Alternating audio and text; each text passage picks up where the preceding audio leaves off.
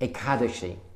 Ekadashi is a very, very beneficial day for our bhakti, and it's very favorable to understand the glories of Ekadashi and to observe Ekadashi as fully and faithfully as we can. Krishna, on Ekadashi, he's very close to his devotees.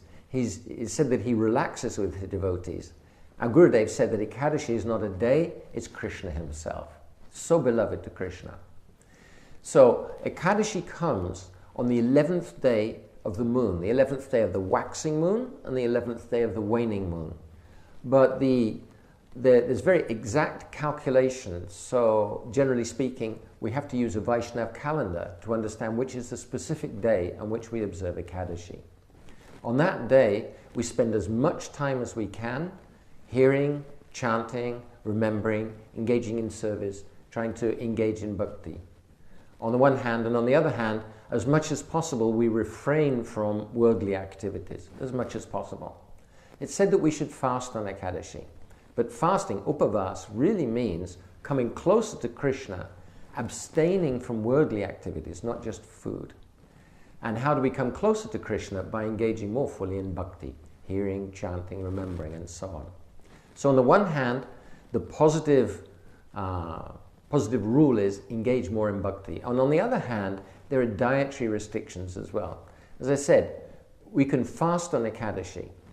Certainly, we should fast from beans and grains on Ekadashi because by a special arrangement, sinful reactions, karmic reactions, they take shelter of beans and grains on that day. So if we want, we have to definitely abstain from beans and grains on that day.